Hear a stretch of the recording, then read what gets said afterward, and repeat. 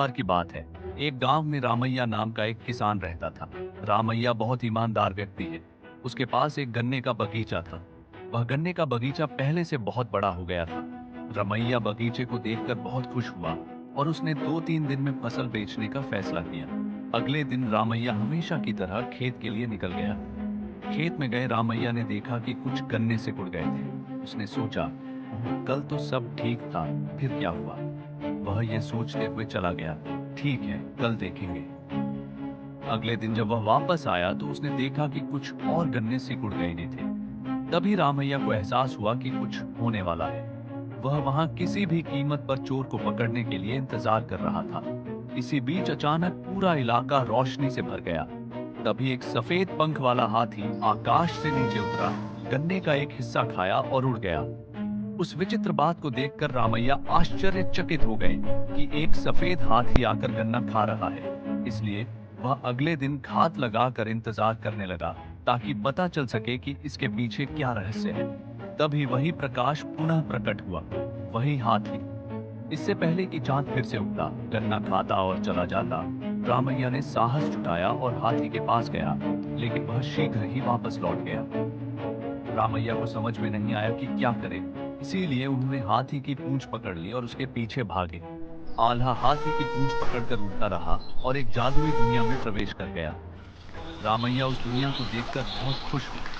जब उसने पक्षियों की चहचहाहट और लहरों का शोर देखा तो सोचा कि इस दुनिया में क्या गड़बड़ है। उस लोक में घूमते हुए रामैया को एक विचित्र आम का पेड़ दिखाई दिया। उसमें बहुत सारे फल थे।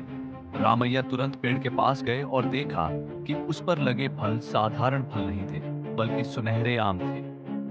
रामैया उन्हें देखकर और भी आश्चर्यचकित हो गई। जब उसने उन्हें काटने की कोशिश की तो रामैया की ईमानदारी ने उसे पीछे खींच लिया। तभी तुरंत एक सफेद हाथी प्रकट हुआ। रामैया ने कहा, उन सुनहरे फलों को अपने लिए तोड़ लो। तब रामैया ने कहा, नहीं गजराज, मैं यहाँ इनके लिए नहीं बल्कि अपने गन्ने के लिए आया हूँ। तब हाथी ने रामैया की ईमानदारी की प्रशंसा की। उसने उससे कहा कि जो गन्ना वह खाएगा वह 2 गुना बड़ा हो जाएगा और उसे सुनहरे आमों से सम्मानित किया। उसने रामैया को अपनी पीठ पर उठा लिया और धरती पर लौट आया। कहानी की नीति: ईमानदारी के सामने उपहार बहुत छोटे हैं। The Fox and the Grapes. अनगनगा वन में एक लोमड़ी रहता था। गर्मियों में एक दिन लोमड़ी इधर उधर भटकती रही, लेकिन उसे कोई भोजन नहीं मिला। इसके अलावा लोमड़ी का स्वास्थ्य भी ठीक नहीं था और वह चल भी नहीं सकती थी।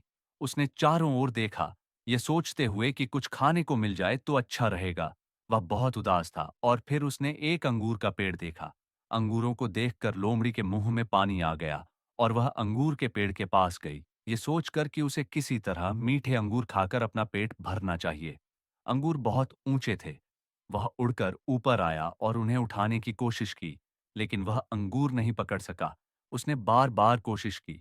वह तब तक उड़ता रहा जब तक लोमड़ी नीचे गिर नहीं गई, लेकिन अंगूर उपलब्ध नहीं थे। तब लोमड़ी ने मन ही मन सोचा, ये अंगूर बहुत खट्टे हैं। इन खट्टे अंगूरों को खाकर अपना मुंह खराब करने की बजाय क्यों ना मैं कुछ और खाने की तलाश करूं, और वहां से चले गए। कहानी की नीति: प्रयास करें लेकिन निराश न हो।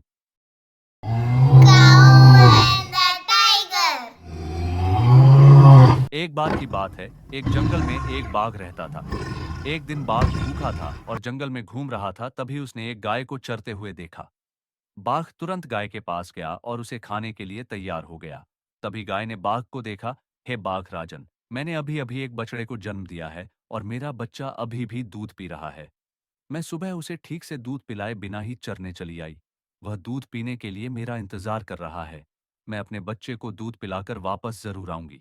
मैं वापस आकर आपका भोजन बनूंगी। उसने बाघ से विनती की। तब बाघ बोला, ठीक है, मुझे भूख लगी है, लेकिन मैं तुम पर दया करके तुम्हें एक मौका दे रहा हूं। जाओ और जल्दी आओ। गाय तुरंत अपनी झोपड़ी में अपने बछड़े के पास गई और उसे पेट भर खाना खिलाया। उसे अच्छे शिष्टाचार सिखाने के बाद वह जंगल में बाघ के स्थान पर लौट आई। बाघ खुश था कि गाय ने ईमानदारी से अपना वचन निभाया और बिना अपनी जान दिए वापस लौट गई। मुझे बहुत भूख लगी है, लेकिन मैं तुम्हारी ईमानदारी की आभारी हूं और तुम्हें नहीं खाऊंगी, उसने कहा और गाय को अकेला छोड़ दिया। जाओ और अपने बच्चे के साथ आराम से रहो। गाय ने बाघ को उसकी दयालुता के लिए धन्यवाद दिया और अपने बच्चे के साथ आराम से रहने के लिए अपनी झोपड़ी में वापस चली गई। कहानी की नीति: हमारी ईमानदारी सदैव हमारी रक्षा करेगी। Storks and the turtle. एक गांव के तालाब में दो सारस और एक कछुआ रहते थे। उस वर्ष बारिश नहीं हुई, इसलिए तालाब का पानी सूख गया। एक दिन दो सारस उड़ते हुए आए और उन्होंने एक नया तालाब देखा। इसमें बहुत सारा पानी है। उन्होंने पुराने तालाब जहां सारस रहते थे से नए तालाब में स्थानांतरित होने के बारे में बात की। ये सुनकर कछुए ने बगुले से विनती की कि मुझे भी यहां से ले चलो। सारसों को उस पर दया आ गई और वे कछुए को अपने साथ ले जाने को तैयार हो गए। आखिर कैसे? कछुआ उड़ता नहीं है। मैं तो ऐसे चलता भी नहीं हूं। कछुआ बहुत धीरे चलता है ना? अंततः एक सारस को एक तरकीब सूझी। उन्होंने सोचा कि यदि कछुआ किसी लकड़ी को कसकर पकड़ ले तो सारस उस लकड़ी के दोनों सिरों को पकड़ लेंगे और इसी तरह तब तक उड़ते रहेंगे जब तक कि वे किसी नए तालाब तक नहीं पहुंच जाते। किसी भी हालत में तुम्हें छड़ी को नहीं छोड़ना चाहिए। तुम्हें छड़ी को कसकर पकड़ना होगा। सारस ने कछुए को चेतावनी दी। कछुआ भी ठीक है।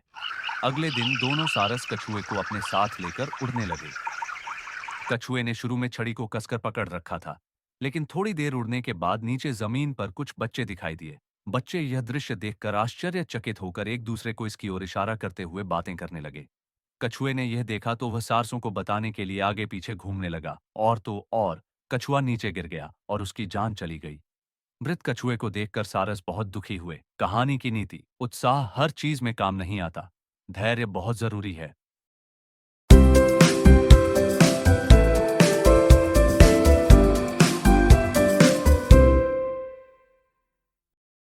Please subscribe my channel for more videos.